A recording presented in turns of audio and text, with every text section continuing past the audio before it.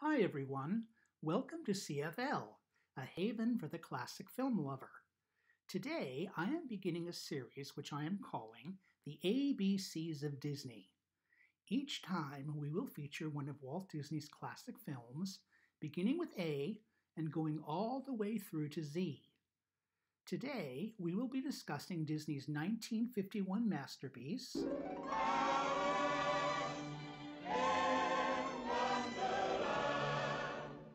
Alice's Adventures in Wonderland is an 1865 novel written by English author Charles Ludwig Dodson under the pseudonym Lewis Carroll.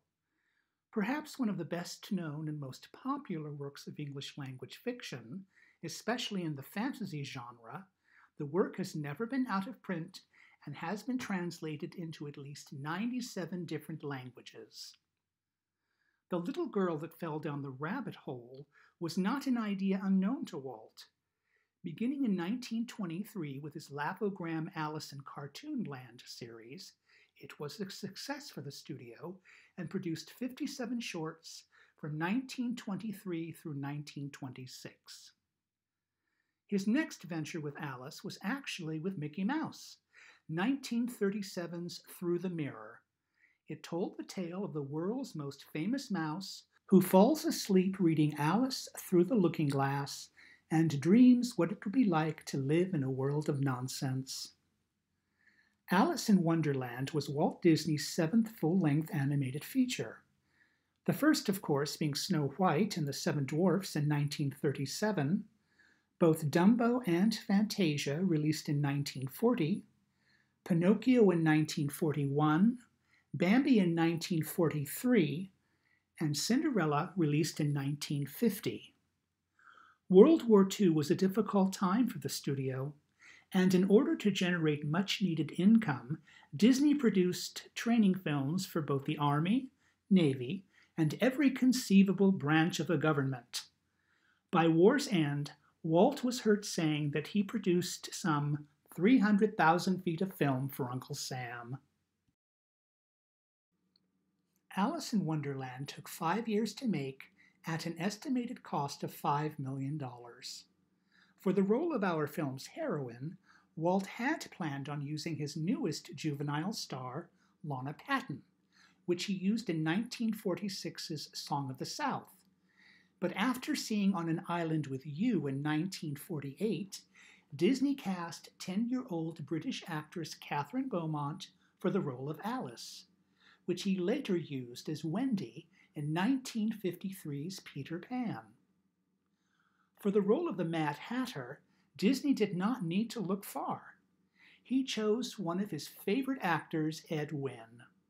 Walt never got tired of using this wonderful grandfatherly character actor, which he also cast as the fire chief in 1961's The Absent-Minded Professor, the toy maker in Babes in Toyland, also released in 1961, A.J. Allen in 1963's Son of Flubber, quite possibly his most iconic role, that of Uncle Albert from 1964's Academy Award-winning Mary Poppins, Ed Parker in 1965's Those Callaways, Mr. Hofstadter from That Darn Cat, also from 1965, and finally as Rufus from 1967's The Gnome-Mobile, his last film for the Disney studio. For the voice of the Cheshire Cat, another favorite from Disney's cavalcade of stars was used, Sterling Holloway. Holloway, too, was used in many Disney films, first as the absent-minded stork in Dumbo, the voice of Adult Flower in Bambi, the narrator in The Three Caballeros from 1945, the storyteller in the symphonic short Peter and the Wolf from 1946's Make Mine Music, the voice of Amos the Mouse from the 1954 short Ben and Me, the hypnotizingly kooky Kaa from 1967's The Jungle Book, though he'll probably be best remembered as that silly old bear in a series of Winnie the Pooh shorts of the 1960s. And finally, as Roquefort the Mouse in 1970's The Aristocats, his last film for the Disney studio. For the villain of the film, veteran actress Verna Felton was cast. Felton, too, was used many times by Walt Disney. A pious pachyderm in Dumbo, the sweet and sincere fairy godmother in Cinderella, snooty Aunt Sarah in 1955's Lady and the Tramp, 1959's Sleeping Beauty as the voice of Flora the Good Fairy, and finally as Winifred the Elephant in The Jungle Book. As with Walt, this was also her final film for the studio. She died on December 14, 1966, the day before Walt Disney. For the role of the White Rabbit and the Dodo, radio star Bill Thompson was used. Thompson himself was a man of many voices. His quirky nasal sound can also be heard as Mr. Smee in Peter Pan, Jock the Scottish Terrier in Lady and the Tramp, King Hubert in Sleeping Beauty, Ranger J. Audubon Woodlore in a series of shorts from the television series The Wonderful World of Disney, and finally as drunken Uncle Waldo from The Aristocats, his final film for the Disney studio. For the March Hare, comedian Jerry Colonna was cast, which Walt previously used as the storyteller of the American fable Casey at the Bat in a short for Make Mine Music. The roles of Tweedledum, Tweedledee, the Walrus and the Carpenter, Irish-American actor Pat O'Malley, later going by J. Pat O'Malley, was used. O'Malley worked many decades in Hollywood for most of the major studios.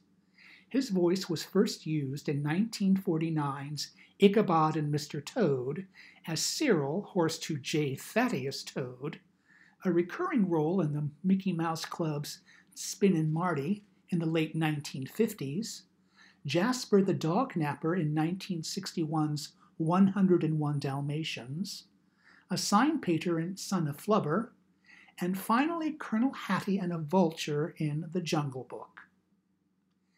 As Alice's sister, British actress Heather Angel was used, which Walt later cast as Mrs. Darling in Peter Pan. The role of the pompous caterpillar, British actor Richard Haydn was chosen, and he was used later as Quentin Bartlett in 1967's The Adventures of Bullwhip Griffin.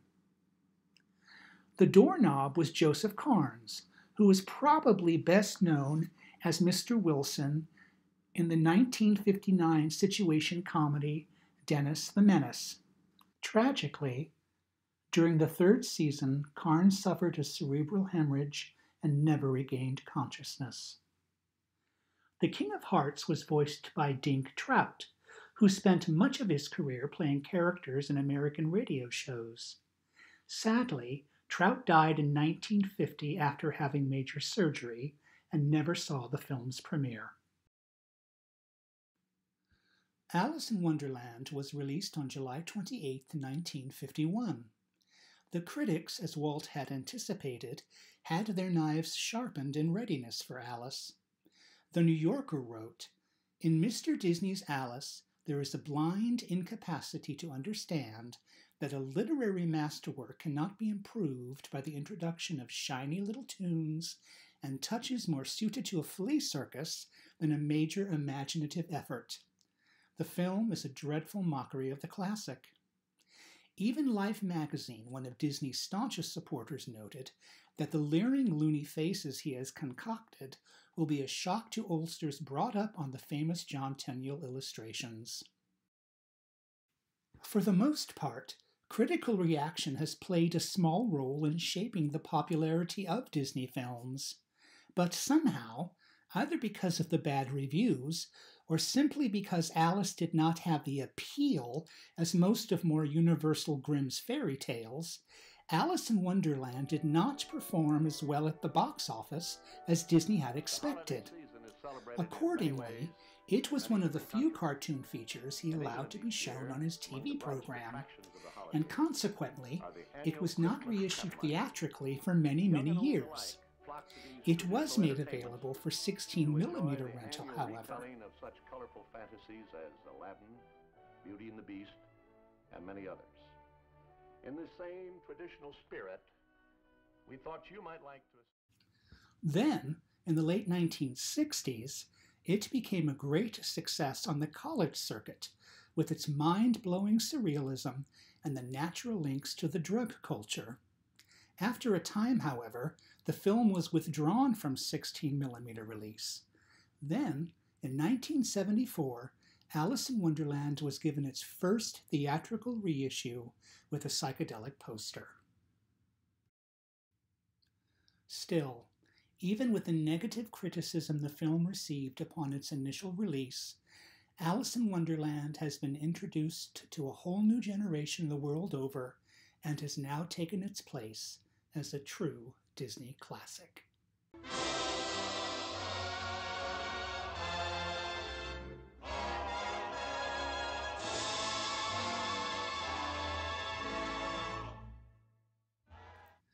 Thank you so much for joining me in my first of the ABCs of Disney.